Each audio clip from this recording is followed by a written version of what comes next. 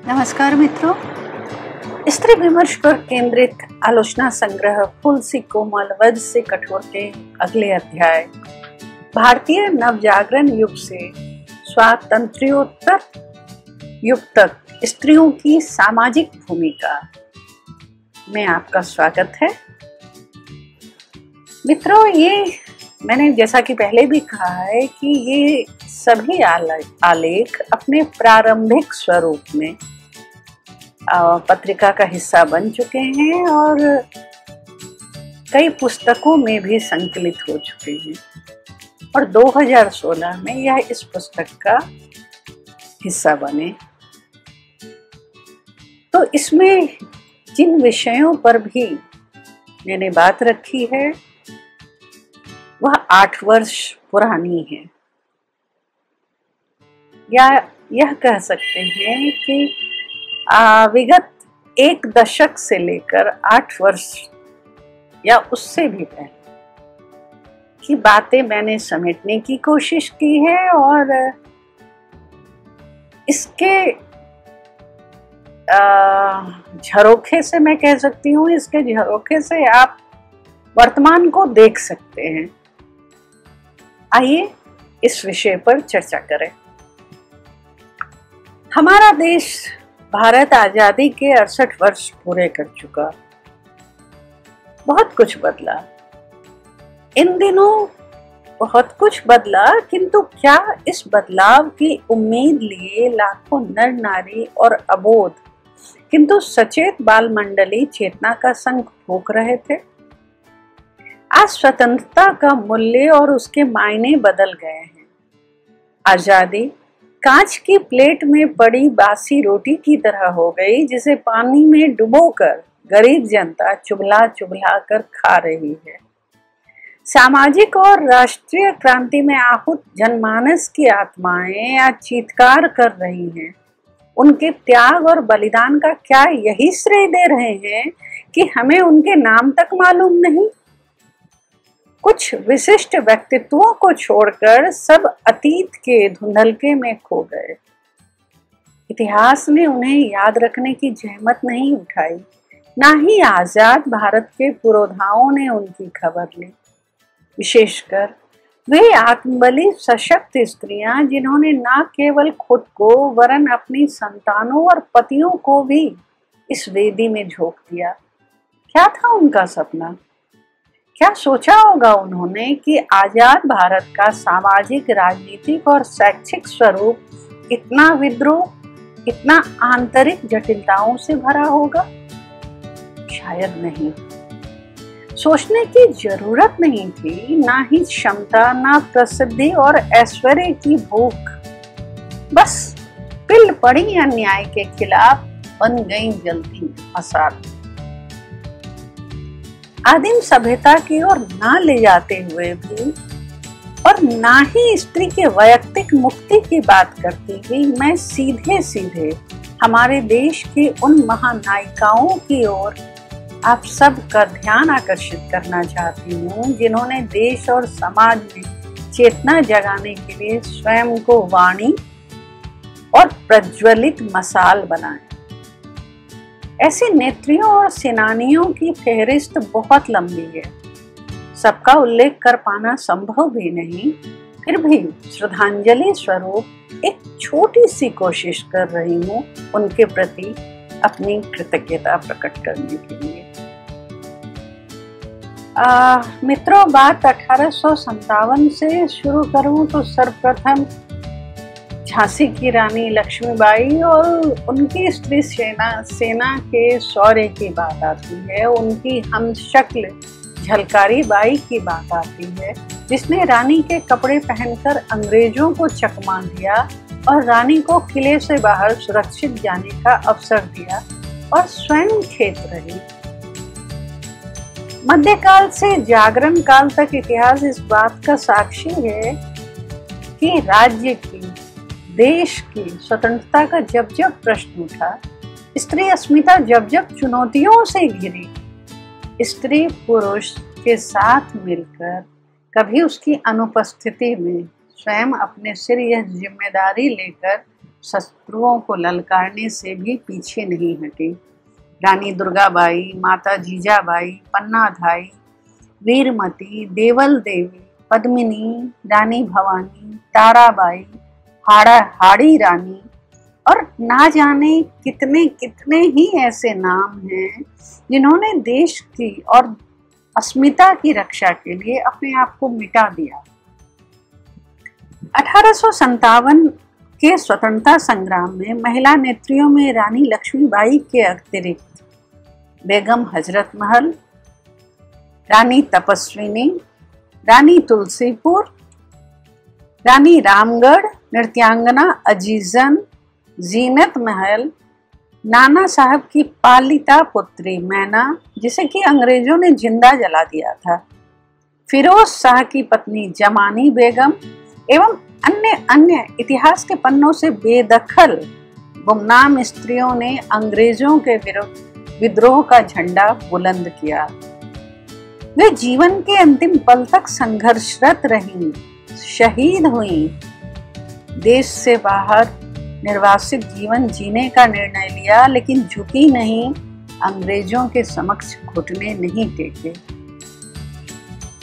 1857 के इस बड़े संगठित विद्रोह के पूर्व भी जगह जगह विदेशी शासकों के साथ जो युद्ध ठने, उनमें देवी चौधरानी, रानी शिरोमणि, किट्टूर की रानी चेन्नम्मा जैसी वीरांगनाएं और उनका शौर्य व युद्ध कौशल इतिहास की धरोहर है। इससे पूर्व 1781-82 में महेशपुर राज की रानी सर्वेश्वरी देवी ने पहाड़िया जनजाति को संगठित कर अंग्रेजों की नाक में दम कर दिया था। रानी सर्वेश्वरी देवी राजमहल की रानी थी। यह स्थान पहले बिहार में था, भागलपुर के निकट। अंग्रेजों ने इन मूल निवासियों में फूट डालने के लिए पहले जमीन तुम्हारी मालिक तुम की तर्ज पर जमीन का कुछ हिस्सा बतौर तोहफा देने का प्रपंच रचा। जो मान गए, जो आदिवासी, जो पहाड़िया मान गए, वे तो ठीक रहे। जो रानी के साथ एकजुट रहे, उन्हें मरवा दिया गया। रानी नजरबंद कर दी गई। लंबे समय तक इस नजरबंदी में रहते हुए भी वे पहाड़िया सरदारों की क्रांति की प्रेरणा स्रोत बनी रही। इसी प्रकार रानी चेन्नम्मा की स्मृति में आज भी दक्षिण में 23 अक्टूबर का दिन महिला दिवस के रूप में मनाया जाता है। 19वीं सदी राष्ट्रीय आंदोलन का ही नहीं, सामाजिक एवं शैक्षिक आंदोलनों से भरा इतिहास सुनाती है और हमें झकझोरती है कि वर्तमान परिप्रेक्ष्य में हम संवेदन शून्य क्यों हो रहे हैं। रमाबाई रानाडे पति महादेव गोविंद रानाडे का साथ पाकर उस संकीर्ण रूढ़िग्रस्त पारिवारिक एवं सामाजिक वातावरण में भी ना थकी ना रुकी। न केवल मराठी वरन अंग्रेजी में भी विद्वता का प्रमाण पत्र देकर उन्होंने बंबई के तत्कालीन गवर्नर को चकित कर दिया। भारतीय लड़कियों के लिए विद्यालय समाज में व्याप्त प्रत्यक्ष परोक्ष समस्याओं के निवारण हेतु कार्य, विधवाओं को उनकी दयनीय दशा से उबारने के लिए नर्सिंग ट्रेनिंग सेंटर और बाद में सेवा सदन की स्थापना, कई पुस्तकों और पत्र पत्रिकाओं का प्रकाशन तथा पुस्तकालयों की स्थापना तत्कालीन समाज में निश्चय ही एक चुनौतीपूर्ण कार्य रहा होगा।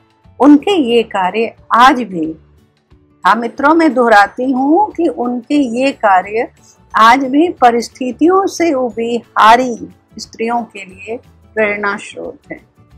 इसी प्रकार सावित्री फुले अपने पति ज्योतिबा फुले के साथ मिलकर शिक्षा के विस्तार के लिए तमाम जातीय एवं सामाजिक विरोधों की आंधी अपने ऊपर झेलती रही, मगर शिक्षा प्रसार के लक्ष्य को धूमिल न होने दिया। 20वीं सदी ने 18वीं 19वीं सदी की लौ को धरोहर के रूप में अपनाया और क्रांति की ज्योति प्रदीप्त रही। कस्तूरबा गांधी का साथ ना होता तो मोहनदास महात्मा गांधी ना होते। उन्होंने हमेशा पति का मार्ग सुगम किया। सवर्ण होते हुए भी लक्ष्मी नामक अछूत कन्या को दत्तक पुत्री बनाना सामाजिक दृष्टिकोण से साहस का काम था। जिस दलित विमर्श को लेकर आज हम बहस करते हैं, कस्तूरबा ने जातिवाद से मुक्ति का अनूठा दृष्टांत प्रस्तुत किया।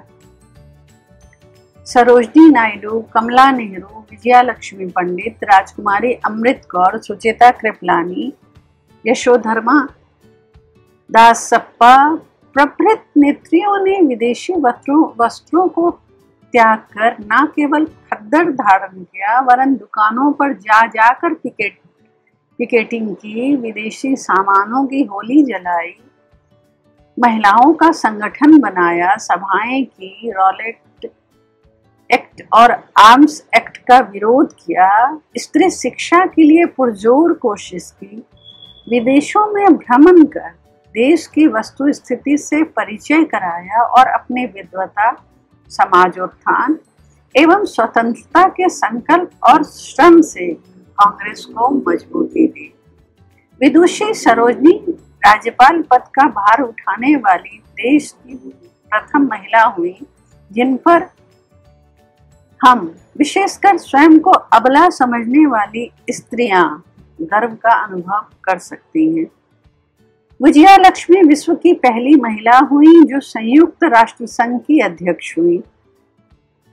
उत्तर प्रदेश में स्वशासन स्थापित होने पर प्रांत के निर्वाचित मुख्यमंत्री श्री गोविंद वल्लभ पंत द्वारा उन्हें एक स्त्री को पहली बार स्वास्थ्य मंत्री पद के लिए चुना। यह चयन अखिल भारतीय महिला संघ की अध्यक्षा और प्रथम भारतीय महिला राजदूत होना न केवल उनके विराट व्यक्तित्व को रेखांकित करता है वरन हमारी सोई चेतना को भी झकझोरता है। राजकुमारी अमृत कौर ने स्वतंत्र भारत में स्वास्थ्य सचिव चयनित होने पर इस क्षेत्र में बहुत काम किए। पेरिस में विश्व स्वास्थ्य संगठन की अध्यक्ष चुने जाने पर उन्होंने सभी देशों का ध्यान अपने भारत देश की गरीबी की ओर खींचा, क्योंकि देशवासियों के लिए भरपेट भोजन के बिना दवा की बात बेमानी थी। उत्तर प्रदेश के मुख्यमंत्री और देश की पहली महिला मुख्यमंत्री सुचेता कृपलानी ने अपने उग्र विचारों और कट्टर सिद्धांतों के कारण राजनीति के क्षेत्र में हलचल मचा दी थी। स्वतंत्रता आंदोलन के अतिरिक्त हरिजनों के हितार्थ संघर्षरत यशोधर्मा ने स्वयं प्रभा नामक हरिजन बच्ची को गोद लिया और पाला। मां कस्तूरबा की मृत्यु के उपरांत उनके नाम पर ट्रस्ट, अस्पताल और विश्वविद्यालय खुलवाए गए। मैसूर राज्य कांग्रेस कमेटी की अध्यक्ष के रूप में गांव-गांव जाकर उन्होंने लोगों की पीड़ा सुनी और उससे उबारने का काम किया। वे मैसूर राज्य के समाज कल्याण बोर्ड की सदस्य रही और भारत सेवक समाज का उन्होंने गठन किया। बापू के आह्वान का असर कुछ ऐसा रहा कि भारतीय महिलाएं सामूहिक रूप में सीधे स्वतंत्रता संग्राम में उतर आईं। बंबई में सैकड़ों स्त्रियां नमक कानून तोड़ने के लिए समुद्र तट पर पहुंच गईं। प्रमुख नेताओं की गिरफ्तारी के बाद चुनिंदी नेत्रियों का बल बनकर हजारों स्त्रियां उनके साथ खड़ी हो गईं। उन्होंने गुप्तचर का काम किया, गैर कानूनी साहित्य वितरित किया, वन सत्याग्रह में भागीदारी की, शराब और विदेशी वस्तुओं का न सिर्फ बहिष्कार किया वरन पिकेटिंग कर ऐसी दुकानें बंद करवाने में सफल भी हुई। घर का रसोई कक्ष गुप्त साहित्य का भंडार बना। वे जेल गईं, लाठियां खाईं, बच्चों को बेसहारा छोड़ दिया।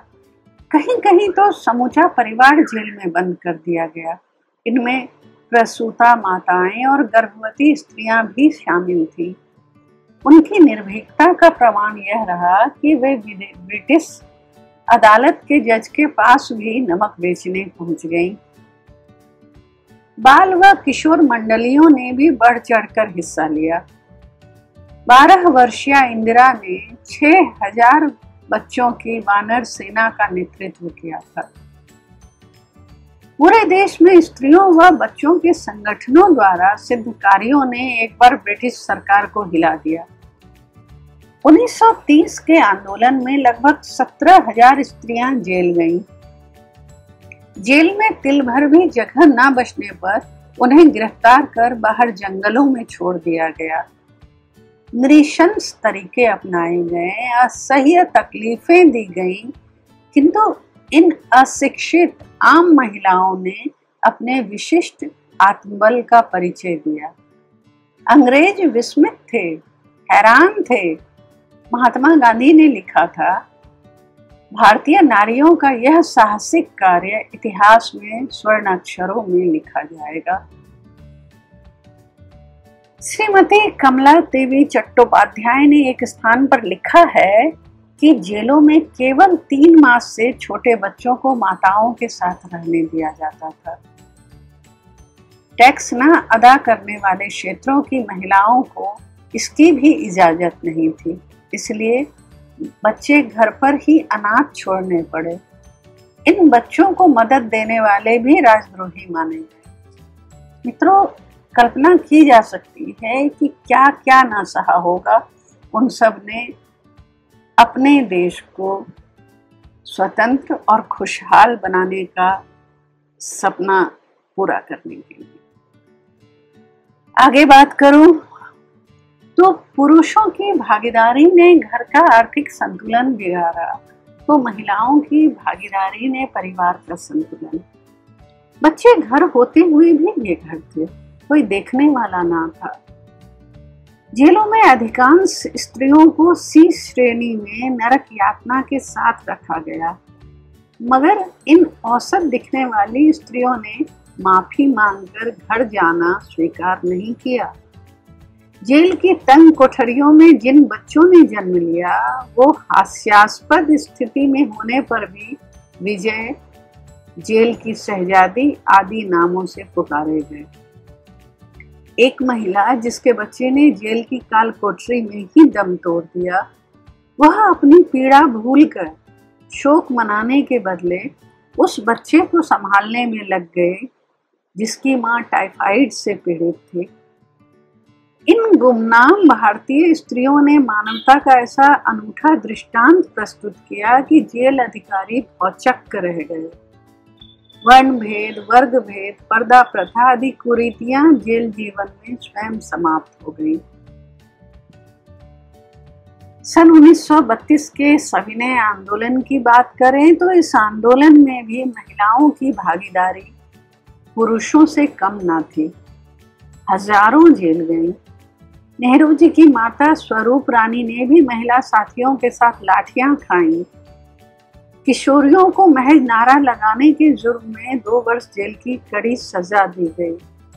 अत्याचार सहती इन सामान्य से भी अति सामान्य दिखने वाली अशिक्षित नारियों ने जिन मानसिक परिपक्वता का परिचय दिया, वह आज भी हमें सोचने पर विवश करता है कि यदि स्त्रियां वाकई अबला हैं तो सबलता की परिभाषा क्या है और उसे किस तरह प्रमाणित किया जा सकता है। सन 1942 का भारत छोड़ो आंदोलन सबसे उग्र आंदोलन था। प्रमुख नेत्रियों के जेल जाने पर उनकी जगह कुछ नई नेत्रियों ने ले ली। शेष ने उनके साथ मिलकर न केवल जेल की यातनाएं सही, बल्कि पारिवारिक, सामाजिक, मानसिक, शारीरिक और आर्थिक शोषण भी। आजादी के बाद भारत विभाजन के कारण भड़के सांप्रदायिक दंगों ने स्त्रियों को हर तरह से लूटा। आजादी की कीमत इन महिलाओं ने सबसे अधिक चुकाई। मित्रों, इस आलेख पर आगे फिर बात होगी। इस कड़ी को यहीं समाप्त करते हुए आपसे विदा लेती हूँ। धन्यवाद।